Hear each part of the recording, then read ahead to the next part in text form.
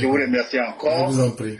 et de, comme on appelle, éclairer la lanterne des uns et des autres et de faire déjouer toujours les plans macabres de cette opposition toxique, cette opposition bipolaire versatile. Pas une opposition constructive, une opposition qui détruit seulement, qui est là que pour détruire. Alors, concernant M. Miambli, ce monsieur qui a été député ou qui est député RHDP, comme le député Diaoufoué que j'ai vu dans une mosquée avec Chakadia, voulant berner certains Ivoiriens, ils ont été au Parlement et ils n'ont jamais fait de proposition de loi en faveur des Ivoiriens. En faveur des Ivoiriens. Quand tu es député, même si tu es député de Tengrera, ou des Zongwe, ou des Koubli, tu es député de la nation. C'est-à-dire c'est le peuple qui te donne un mandat. Et quand le peuple te donne un mandat, quand il vient à l'Assemblée nationale, la moindre des choses, fais au moins une proposition de loi. Vous pensez que même si on laisse Miambli candidater contre le président, son excellence Alassane Dramane Ouattara, il peut avoir même 1%? Mais non. Même 1%, 0,50%, il n'aura pas. Mais ça serait une injure de laisser ce gars candidater en face du président. Donc, la démocratie, c'est aussi la voix. C'est la voix même de la majorité, c'est pas la voix de la minorité. La majorité aujourd'hui, là, des militants du RHDP souhaitent et veulent le président Alassane Dramane Ouattara. 99,99% souhaitent le président Alassane. Ça, il n'y a pas de débat. Donc les 0,10% là, ça c'est une petite minorité. Même Dieu même ne fait pas l'unanimité. Il y a des gens qui savent que Dieu existe, mais qui disent que Dieu n'existe pas. Même Satan, Lucifer, sait que Dieu existe. Mais, tantôt, il va faire croire que Dieu n'existe pas. Donc, les Miambli, laissez-le lui-même se saboter. Ce n'est pas le Congrès qui veut saboter, c'est lui-même qui est en train de saboter. Alors, j'ai eu une information concernant M. Boka Sako Gervais, quelqu'un qui était sur une voie depuis 2010, qui se faisait passer pour la société civile, un encagoulé, un opposant versatile, un opposant qui est plus dangereux même que les opposants, qui a pris la voie des insurrections, qui fait des jeux de phare à l'armée, qui est sous contrôle même judiciaire. Aujourd'hui, il fait croire qu'il était recherché, il s'est retrouvé aux États-Unis et il menace même le gouvernement que vous aurez de mes nouvelles. Je vais vous servir. Mais j'ai parlé avec un élu que je vais taire le nom, qui me disait, lui ne comprend pas pourquoi. Parce que quelqu'un ne peut pas être sous contrôle judiciaire, il fait des jets de phare à l'armée, il appelle à l'insurrection, il discrédite les institutions de la République. C'est-à-dire lui, il est plus que le Conseil constitutionnel, il est plus que la CEI. Mais ce gars-là même devait, en temps normal, devait tout arrêter. Mais ce Gbagbo, on voyait, même les rédactions des journaux, le Libéral, La Voix, saccagées, brûlées, Radio Nostalgie, brûlée. Mais aujourd'hui, là, ils ont la chance, ils sont peinards. Chaque dimanche, ils vont s'asseoir sur MCI, critiquer le président, ils vont dormir chez eux. Chaque jour, ils vont s'asseoir sur la TV, alors que l'AF même appartient, Salognon est actionnaire majoritaire. Mais si vous dites que la démocratie, la liberté de la presse a avancé, de la 157e place, on a la 155e place. Donc aujourd'hui, là, souvent on est fâché et on dit non, c'est pas normal, un trop de démocratie tue la démocratie, il faut que le Prado agisse, mais le Prado, c'est parce qu'il ne réprime pas ses opposants, c'est pour ça que les opposants ne plient pas la peine. Mais il faut qu'ils sachent, l'adversaire s'appelle son excellence Alassane Dramane Ouattara, un Nangama. Ces gens de personnes-là, Dieu les donne une fois 600 ans. Et ce monsieur-là, même ses ennemis vont le réclamer un jour. Ce n'est pas le jour, mais le jour va arriver un jour. Donc, il faut qu'on reste tranquille. Et concernant aussi, comment on appelle, les Gbagbo Laurent qui veut appeler des gens, tantôt il n'appelle pas, tantôt il fait comme s'il fait des... Gbagbo n'appellera pas les gens à descendre dans les rues.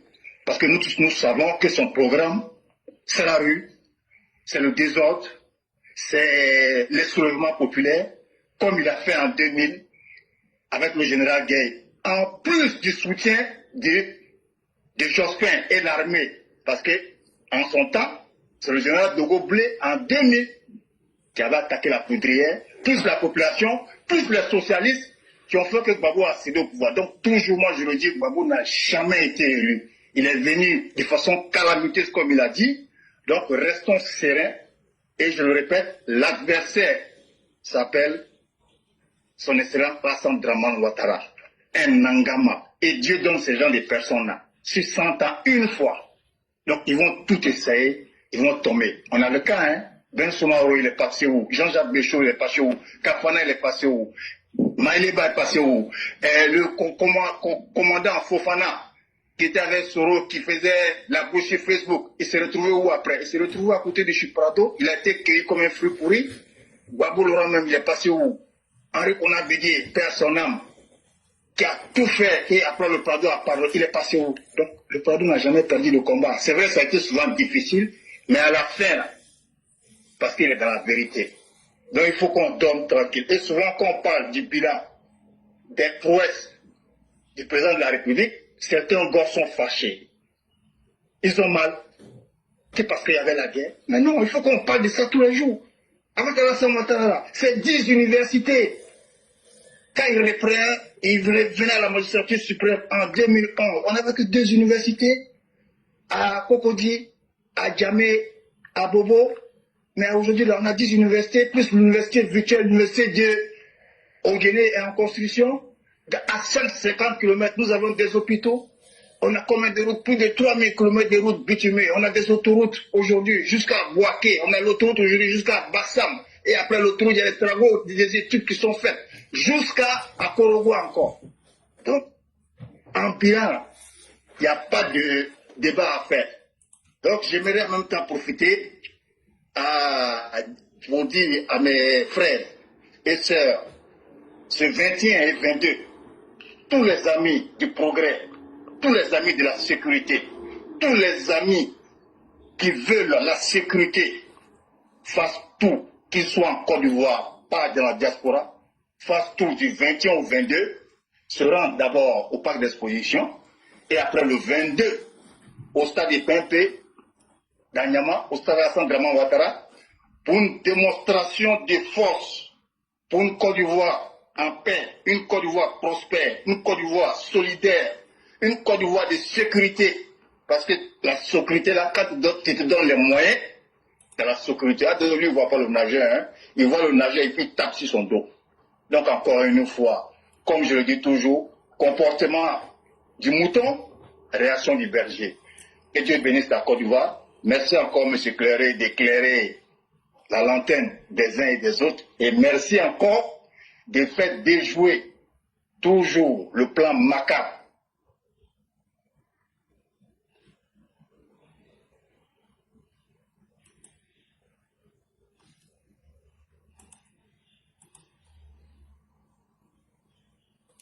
Si notre frère nous entend, nous n'avons l'opposition, parce qu'ils sont à la recherche d'affrontement. Hein. Ils sont en cette recherche-là. Et quand même, ça calcule. Il faut 200, il faut 300, il faut 400. D'autres même disent non, si on a moins 400, 500 morts, là, la communauté internationale va mettre pression à Médecins International, Médecins Sans Frontières, l'Union Européenne, l'ONU. Ils vont mettre la pression. Comment cet opposant peut être méchant comme ça? Donc, M. Cléré, je vous remercie encore de faire déjouer toujours ce plan macabre de cette opposition toxique, versatile et bipolaire. Merci encore, que Dieu bénisse la Côte d'Ivoire. Je m'arrête là. Merci à vous-même, merci infiniment de ces belles analyses que vous venez d'effectuer. Et à l'opposition qui cherche à avoir 2000 morts, 5000 morts, pour pouvoir se relancer, je vais leur dire que nous sommes trop vigilants. Si au début de notre pouvoir, nous n'avons pas pu faire des bavures, nous n'avons pas pu faire des déviations, ce n'est pas aujourd'hui avec 14 ans d'expérience que nous allons entrer dans ce jeu. Ça, c'est la première chose que je souhaite dire. La deuxième chose que je souhaite dire, c'est que nous autres, là, quand on fait nos analyses, Nous nous basons sur la réalité, sur le factuel. Il n'y a pas, comme je le disais hier, une réalité qui soit plus implacable que la réalité. La réalité, là, je peux ne pas l'aimer. Je peux ne pas l'accepter. Ça, c'est mon choix. Mais je ne peux pas la changer. Ça aussi, ce n'est pas dans l'ordre de mes capacités. Aujourd'hui, quand vous regardez le monde, le plan que vous, les opposants, vous avez là, vous allez vous sacrifier 10 000, 15 000, 100 000 personnes là. Ça ne va pas aller quelque part. Et pourquoi? Parce qu'aujourd'hui là, sur le marché mondial du drame là, il y a des gens qui vous ont précédé. Regardez ce qui se passe en Israël. Regardez ce qui se passe en Iran. Regardez ce qui se passe en Ukraine. Est-ce que vous pensez que les morts se valent de la même manière que même dans cette vie, nous ne sommes pas les mêmes choses? Aujourd'hui, le monde est chaud. Les États-Unis, l'Israël, est-ce que leurs morts ne valent pas mieux que des nègres? Donc, quand vous pensez à ça, là, il y a des gens qui vous ont déjà précédé sur le marché mondial du drame, là, de l'indignation, là. Eux vous ont déjà précédé. Ça veut dire, même si vous faites Canada par Ouattara, là, on va dire, comme il y a la guerre en Israël, comme il y a la guerre, on va vous oublier. C'est comme ça que le monde fonctionne. On ne parle que de ceux qui sont utiles et qui peuvent faire bouger le monde. Donc vous allez vous sacrifier là. C'est zéro.